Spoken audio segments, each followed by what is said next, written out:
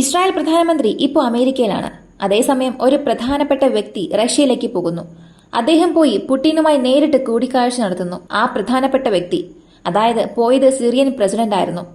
അദ്ദേഹവും റഷ്യയുടെ പ്രസിഡന്റും ചേർന്ന് ഒരു പത്രസമ്മേളനം നടത്തുന്നു. അതിൽ ഒരുപാട് കാര്യങ്ങളെക്കുറിച്ച് അവർ സംസാരിച്ചു. എന്താണ് സിറിയയുടെ അടുത്ത നടപടി? സിറിയ കാരണം ലോകമെമ്പാടും നിരവധി രാഷ്ട്രീയ പ്രശ്നങ്ങൾ നടക്കുന്നുണ്ട്. കാരണം ലോകത്തിലെ ഏറ്റവും പ്രധാനപ്പെട്ട രാജ്യങ്ങൾ സിറിയയെ ഒരു പരീക്ഷണ കേന്ദ്രമാക്കി മാറ്റി അവരുടെ ആയുധങ്ങൾ പരീക്ഷിക്കുകയാണ്. ഈ ഭാഗം ഞങ്ങൾക്കുള്ളതാണ്, ഈ ഭാഗം നിങ്ങൾക്കുള്ളതാണ്, ഇങ്ങനെ എല്ലാ രാജ്യങ്ങളുടെയും ശക്തി സിറിയയിൽ കാണിക്കുന്നു. എന്നാൽ ഇസ്രായേലിനെ സംബന്ധിച്ച് ഒരു സുപ്രധാന തീരുമാനം സിറിയൻ പ്രസിഡന്റുമായി ചേർന്ന് പുടിൻ കൈക്കൊണ്ടിരിക്കുകയാണ്. സിറിയയ്ക്ക് സമീപമുള്ള രാജ്യങ്ങളിലെ സ്ഥിതിഗതികൾ ഞങ്ങൾ നിരീക്ഷിച്ചു വരികയാണ്. ഇക്കാര്യത്തിൽ പ്രധാന തീരുമാനം എടുക്കുമെന്ന് പുടിൻ പ്രഖ്യാപിച്ച അതേസമയം ഇസ്രായേലിന്റെ കമാൻഡർ ഒരു അറിയിപ്പ് കൊടുത്തു. പ്രധാനമായും റമാത്ത് എയർബേസിനെ കുറിച്ച് ഞാൻ ഇന്നലെ പറഞ്ഞു. ഹിസ്ബുള്ള ഒരു ഡ്രോൺ ദൃശ്യം പുറത്തുവിട്ടു. ഏത് വിമാനങ്ങൾ ഏതൊക്കെ സ്ഥലത്തുണ്ട് എന്നുള്ളത് കാണിച്ചുകൊണ്ട് ഒരു വീഡിയോ പ്രസിദ്ധീകരിച്ചു എന്ന് പറഞ്ഞു. അതേ സ്ഥലത്ത് നിന്നുകൊണ്ട് ഒരു അറിയിപ്പ് നൽകി. ഒരു വലിയ സർപ്രൈസിന് എല്ലാവരും തയ്യാറാകുക. എത്രയും പെട്ടെന്ന് ഇതേ ബേസിൽ നിന്നുകൊണ്ട് ഒരു സർപ്രൈസ് ഞങ്ങൾ നൽകുമെന്ന് ഒരു വലിയ സൂചന അവർ നൽകി. ഇതെല്ലാം ഈ വീഡിയോയിലൂടെ വ്യക്തമായി കാണാം.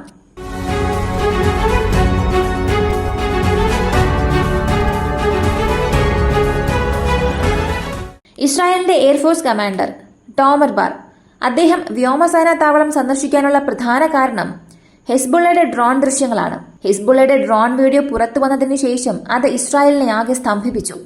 കാരണം ഹൈഫ പോർട്ടിൽ ഹിസ്ബുള്ള എടുത്ത ഡ്രോൺ ദൃശ്യങ്ങളുമായി താരതമ്യം ചെയ്യുമ്പോൾ ഇത് വളരെ സെൻസിറ്റീവ് വിവരങ്ങളാണ് ലോകത്തിന് മുൻപിൽ കാണിച്ചത്. ഇസ്രായേലിന്റെ സുരക്ഷ അപ്പോൾ അത്രമാത്രമേ ഉള്ളൂ. ഇസ്രായേലിന്റെ സുരക്ഷയ്ക്ക് ഇത്തരത്തിലുള്ള തകരാറുകൾ ഉണ്ടോ എന്ന് ഒരുപാട് ചോദ്യങ്ങൾ ഈ വീഡിയോ കാരണം പുറത്തു വരാൻ തുടങ്ങി. ഇസ്രായേൽ പ്രധാനമന്ത്രി ഇപ്പോൾ ഇസ്രായേലിലില്ല. അതുകൊണ്ടാണ് പല പ്രധാന കമാൻഡർമാരും മന്ത്രിമാരും ഈ താവളം സന്ദർശിച്ചത്. ഈ ബേസ് സന്ദർശിച്ച ശേഷം ഇസ്രായേൽ എയർഫോഴ്സ് കമാൻഡർ ടോമർ ബാറാണ് ഇക്കാര്യം അറിയിച്ചത്. ഇസ്രായേലും ഹിസ്ബുള്ളയും തമ്മിൽ യുദ്ധം നടക്കുമോ? ഇസ്രായേലിന്റെ യുദ്ധ തയ്യാറെടുപ്പുകൾ എങ്ങനെയാണ്? ഹിസ്ബുള്ളയുമായുള്ള ഇസ്രായേൽ തന്ത്രം എന്താണ്? ഇതൊരു സമ്പൂർണ്ണ യുദ്ധമായി മാറുമോ അതോ ഇല്ലയോ? അതോ ലബനൻ അകത്തേക്ക് കടന്ന് ഹിസ്ബുള്ളയുടെ സ്ഥാനങ്ങൾ ആക്രമിക്കാൻ ഇസ്രായേൽ ഫോഴ്സ് തയ്യാറാവുകയാണോ? എന്നിങ്ങനെ ഒരുപാട് ചോദ്യങ്ങൾ നിങ്ങൾ എല്ലാവരും ചോദിക്കുന്നുണ്ട്. അവയ്ക്കെല്ലാം ഞങ്ങളുടെ പക്കൽ ഉത്തരവുമുണ്ട്. കഴിയുന്നതിലും വേഗം ഒരു സർപ്രൈസിന് വേണ്ടി എല്ലാവരും തയ്യാറെടുക്കണം. വടക്കൻ അതിർത്തിയിൽ നിന്ന് 3 കിലോമീറ്റർ വരെ ഇസ്രായേലിലെ പ്രധാനപ്പെട്ട സ്ഥാനങ്ങളെ ഹിസ്ബുള്ള തകർത്തു. ആ 3 കിലോമീറ്റർ പ്രദേശങ്ങളിൽ ഞങ്ങളുടെ സുരക്ഷാ സേനയെ ഇപ്പോൾ നിർത്തിയിട്ടുണ്ട്. ഇസ്രായേൽ സൈനികർ തയ്യാറാണ്. ഈ സമയത്ത് ഹിസ്ബുള്ളയ്ക്ക് ഇസ്രായേൽ നൽകുന്ന മറുപടി അവരുടെ ജീവിതത്തിൽ അവിസ്മരണീയമായിരിക്കും. ലബനനിലെ ജനങ്ങളും ഹിസ്ബുള്ളയെ പിന്തുണച്ചാൽ എന്തുകൊണ്ട് ഞങ്ങൾ അവരെ പിന്തുണച്ചു എന്ന് അവരെ ചിന്തിപ്പിക്കേണ്ട അവസ്ഥയിൽ വരെ ഞങ്ങൾ എത്തിക്കും. ഈ എയർബേസിൽ നിന്നുകൊണ്ട് തന്നെ ഞങ്ങളുടെ സർപ്രൈസുകൾ പ്രതീക്ഷിക്കാമെന്ന് വളരെ പ്രധാനപ്പെട്ട ഒരു വിവരം പുറത്തുവിട്ടു. കാരണം കണ്ണിന് കണ്ണ് മൂക്കിന് മൂക്ക് എന്ന പോലെ ഏത് ബേസിനെയാണോ ഡ്രോൺ ഫുട്ടേജ് എടുത്ത് പുറം ലോകത്തിന് കാണിച്ചു കൊടുത്തത്, ഏതൊക്കെ വിമാനങ്ങൾ ഏതൊക്കെ സ്ഥലത്തുണ്ട്, കമാൻഡോസ് ഏതൊക്കെ സ്ഥലങ്ങളിലുണ്ട് എന്നുള്ള കാര്യങ്ങളെല്ലാം വ്യക്തമായി നിങ്ങൾ ആ ഡ്രോൺ ഫുട്ടേജിലൂടെ ലോകത്തിന് മുൻപിൽ കാണിച്ചു കൊടുത്തു. അതേ സ്ഥലത്ത് നിന്നുകൊണ്ട് തന്നെ ഞങ്ങൾ നിങ്ങളെ ആക്രമിക്കാൻ തയ്യാറായി എന്ന് ഹിസ്ബുള്ളയ്ക്ക് ഒരു വലിയ മുന്നറിയിപ്പ് ഇസ്രായേൽ നൽകി. ഇതിനിടെ ഇസ്രായേൽ ദേശീയ സുരക്ഷാ മന്ത്രി കമല ഹാരിസിനെതിരെ തിരിഞ്ഞു. കാരണം എന്താണെന്ന് അറിയണ്ടേ? കമല ഹാരിസ് അടുത്ത സ്ഥാനാർത്ഥിയാകാനുള്ള തയ്യാറെടുപ്പിലാണ്. ഗാസയുടെ യുദ്ധം എത്രയും വേഗം അവസാനിപ്പിക്കണമെന്ന് ഒരു പൊതുപരിപാടിയിൽ അവർ പറഞ്ഞു. ഗാസ പ്രശ്നത്തിൽ ഇസ്രായേലുമായി സമാധാനം സ്ഥാപിക്കാനുള്ള പ്രവർത്തനങ്ങളിൽ ഞങ്ങൾ പങ്കെടുക്കുമെന്നും നിലവിലെ സർക്കാർ അതുതന്നെ ചെയ്യണമെന്നും അവർ പറഞ്ഞു. ഉടനെ ഇതിനെതിരെ ഒരു പോസ്റ്റ് വന്നു. ഈ സ്ഥാനാർത്ഥിയുടെ പ്രസ്താവന ഞങ്ങൾ അംഗീകരിക്കുന്നില്ല. ഗാസയിൽ സമാധാനം കൊണ്ടുവരണമെങ്കിൽ ഞങ്ങളുടെ വ്യവസ്ഥകൾ പൂർത്തിയായാൽ മാത്രമേ ഞങ്ങൾ അവ അംഗീകരിക്കൂവെന്ന് കമല ഹാരിസിനെതിരെ തിരിഞ്ഞു. ഇനി അടുത്ത ആരായിരിക്കും വരിക, ആരെ പിന്തുണയ്ക്കുന്നു എന്നതിനെ അടിസ്ഥാനമാക്കിയുള്ളതായിരിക്കും ഇസ്രായേലിന്റെ അടുത്ത നടപടി. ഇതിനിടെയാണ് റഷ്യയിലെ പ്രധാനപ്പെട്ട മീറ്റിംഗ്. സിറിയൻ പ്രസിഡന്റ് അസാദിനും റഷ്യൻ പ്രസിഡന്റ് വ്ളാഡിമിർ പുടിനും ഇടയിൽ ഒരു മീറ്റിംഗ് നടന്നു. ഒരു വശത്ത് ഇസ്രായേൽ പ്രധാനമന്ത്രി ബെഞ്ചമിൻ നെതന്യാഹു അമേരിക്കയിലാണ്. മറുവശത്ത് റഷ്യയുടെ പ്രസിഡന്റും സിറിയയുടെ പ്രസിഡന്റും ഒരു സുപ്രധാന കൂടിക്കാഴ്ചയിലാണ്. ഇരുവശവും ഒരു പ്രധാന ഘട്ടത്തിലാണുള്ളത്. കാരണം സിറിയയിൽ റഷ്യയുടെ താൽപര്യം വളരെ ഉയർന്നതാണ്. സിറിയയിൽ റഷ്യയുടെ പിന്തുണ വളരെ കൂടുന്നുണ്ട്. അമേരിക്കയുടെ സൗഹൃദ നാടുകൾ അവരുടെ ഇടപെടലിനേക്കാൾ റഷ്യയ്ക്ക് സിറിയയിൽ വലിയ താല്പര്യമുണ്ട്. ഈ പത്രക്കുറിപ്പ് നിങ്ങൾ നോക്കുക. ക്രെംലിൻ പുറത്തുവിട്ട മീറ്റിംഗിന്റെ ഹൈലൈറ്റ് ആണിത്. ഇത് കാണുമ്പോൾ തന്നെ ഒരു കാര്യം മനസ്സിലാക്കാം. റഷ്യ സിറിയയെ ചുറ്റിയുള്ള സമാധാനം, ഇരു രാജ്യങ്ങളും തമ്മിലുള്ള സഹകരണം ഒരിക്കലും കൈവിടില്ല. സിറിയയിൽ ഒരു പ്രശ്നമുണ്ടായാൽ ലോകത്തിനുണ്ടാകുന്ന ഒരു പ്രശ്നമായി ഞങ്ങൾ അതിനെ കാണുന്നു. അതുപോലെ തന്നെ സിറിയയ്ക്ക് ചുറ്റും ഇപ്പോൾ സമാധാനം ഇല്ല. ഇത് റഷ്യ ഒരുപാട് ദിവസമായി നിരീക്ഷിക്കുന്നുണ്ട്.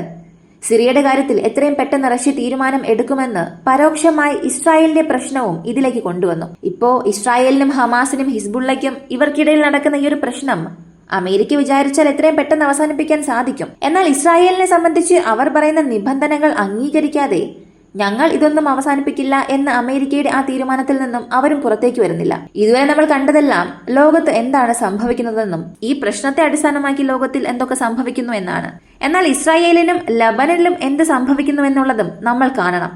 കാരണം ഓരോ ദിവസവും അവിടെ എന്ത് നടക്കുന്നു എന്നുള്ളത് അറിഞ്ഞാൽ മാത്രമേ ലോകം മുഴുവനും എന്ത് പ്രശ്നം നടക്കുന്നു, ഇത് കാരണം ലോകരാഷ്ട്രീയത്തെ എങ്ങനെയെല്ലാം ബാധിക്കുന്നു എന്നുള്ളതും നമുക്ക് മനസ്സിലാക്കാൻ കഴിയും. പറഞ്ഞു വന്നാൽ ഹിസ്ബുള്ളയുടെ ആക്രമണം എന്നത് കുറഞ്ഞിട്ടേയില്ല. കഴിഞ്ഞ 24 മണിക്കൂറിൽ മാത്രം 25 ഡ്രോൺ ആക്രമണങ്ങൾ ഇസ്രായേൽ നടത്തി. പ്രധാനമായും രാജ്യത്തിന്റെ വടക്കൻ ഭാഗത്തുള്ള 85% ആളുകളെയും പുറത്താക്കേണ്ട അളവിൽ അവരുടെ ആക്രമണം ഉണ്ടായിരുന്നു. ഈ ഒക്ടോബർ മാസം മുതൽ നടത്തിക്കൊണ്ടുവരുന്ന ക്രോസ് ബോർഡർ ഫയറിംഗിൽ മാത്രം 1,60,000 പേരെ നോർത്തേൺ ഭാഗത്തു നിന്നും സുരക്ഷിതമായ സ്ഥലങ്ങളിലേക്ക് കൊണ്ടുപോയി എന്ന് ഇസ്രായേൽ ഔദ്യോഗികമായി പ്രഖ്യാപനം നടത്തി. ഇതുകൂടാതെ ഇന്നലെ ഹെസ്ബുള്ള മറ്റൊരു അറിയിപ്പ് കൊടുത്തു. ഇസ്രായേൽ ഒരു ഗ്രൗണ്ട് ആക്രമണം ഹെസ്ബുള്ളയുടെ സ്ഥാനങ്ങളിലോ അല്ലെങ്കിൽ ലബനന്റെ അതിർത്തികളിലോ നടത്തണം എന്ന് ആഗ്രഹിക്കുന്നുവെങ്കിൽ ഇസ്രായേലിന്റെ അതിർത്തികൾ ഞങ്ങൾ പിടിച്ചെടുക്കുമെന്ന് ഹെസ്ബുള്ള സ്ഥിരീകരിച്ചു. ഇസ്രായേലിന്റെ ഭൂപടം മാറ്റാൻ കഴിയുന്ന ഒരു സംഭവത്തിന് ഞങ്ങൾ തയ്യാറെടുക്കുകയാണ്. ഇതെല്ലാം ഇസ്രായേൽ ഞങ്ങളെ ആക്രമിച്ചാൽ മാത്രം. ഇസ്രായേൽ ഞങ്ങളിൽ ഒരു ഓൾ ഔട്ട് വാർ കൊണ്ടുവരണം. ഒരു യുദ്ധം ആരംഭിക്കണമെന്നുണ്ടെങ്കിൽ അവർ ഒന്നിൽ കൂടുതൽ തവണ ചിന്തിച്ചു ചെയ്യുന്നത് നല്ലതായിരിക്കും. ഇങ്ങനെ അവർ ഇസ്രായേലിന് ഒരു മുന്നറിയിപ്പ് നൽകി. ഇതുകൂടാതെ ഇസ്രായേലിന്റെ മെറ്റുള്ള കോളനി ലബനന്റെ വടക്കൻ അതിർത്തിയിലുള്ള ഒരു പ്രധാന ഇസ്രായേലിന്റെ സെറ്റിൽമെന്റ് ഭാഗമാണ്. ഇവിടെ ഇന്നലെ ഇസ്രായേൽ സൈനികർ താമസിച്ച ആ ഒരു സ്ഥലത്ത് ആന്റി ടാങ്ക് ഗൈഡ് മിസൈൽസ് ഉപയോഗിച്ച് ഹെസ്ബുള്ള ആക്രമിച്ചതിൽ ഇസ്രായേലിന്റെ 3 സൈനികർ കൊല്ലപ്പെട്ടതായി ഹെസ്ബുള്ള പറഞ്ഞു. അതേസമയം ഗാസയ്ക്കുള്ളിൽ ഹമാസിന്റെ 21 സൈനികരുള്ള സ്ഥലത്തെ ഞങ്ങൾ ചുറ്റിവളഞ്ഞു. എത്രയും വേഗം അവരെ ഇല്ലാതാക്കുമെന്ന് ഇസ്രായേലും ഒരു മുന്നറിയിപ്പ് നൽകിയിട്ടുണ്ട്. ഈ യുദ്ധം എത്രയും പെട്ടെന്ന് അവസാനിക്കുമെന്ന് എല്ലാവരും പ്രതീക്ഷിക്കുന്ന അതേസമയം യുദ്ധം അവസാനിക്കില്ല എന്നുള്ളത് ഈ 2 നാടുകളുടെ പദ്ധതിയിലൂടെ തന്നെ മനസ്സിലാക്കാൻ കഴിയും. അതായത് റഷ്യ ആയാലും അമേരിക്ക ആയാലും ഇടയിൽ ഇസ്രായേലിനെ ഉപയോഗിച്ച് നടത്തുന്ന അവരുടെ പദ്ധതികൾ മറ്റൊരു ഘട്ടത്തിലേക്ക് പോവുകയാണ്. തീർച്ചയായും ഈ യുദ്ധത്തിൽ റഷ്യ നേരിട്ട് ഇറങ്ങിയാൽ അല്ലെങ്കിൽ ഡയറക്റ്റ് പാലസ്തീനെ സപ്പോർട്ട് ചെയ്യുന്ന ഗ്രൂപ്പിനെയോ ഇറാനെയോ സഹായിക്കുകയോ ചെയ്താൽ മറ്റൊരു ലോകയുദ്ധം ഇവിടെ നിന്ന് ആരംഭിക്കാൻ സാധ്യതയുണ്ട്. ഈ ഒരു വീഡിയോയെക്കുറിച്ചുള്ള നിങ്ങളുടെ അഭിപ്രായങ്ങൾ കമന്റിൽ പറയുക. വീഡിയോ ഇഷ്ടമായാൽ ലൈക്ക് ചെയ്യുക, ഷെയർ ചെയ്യുക. നമ്മുടെ ചാനൽ ആദ്യമായി കാണുന്നവരാണെങ്കിൽ മറക്കാതെ സബ്സ്ക്രൈബ് ചെയ്ത് സപ്പോർട്ട് ചെയ്യുക. മറ്റൊരു വീഡിയോയുമായി വീണ്ടും കാണാം.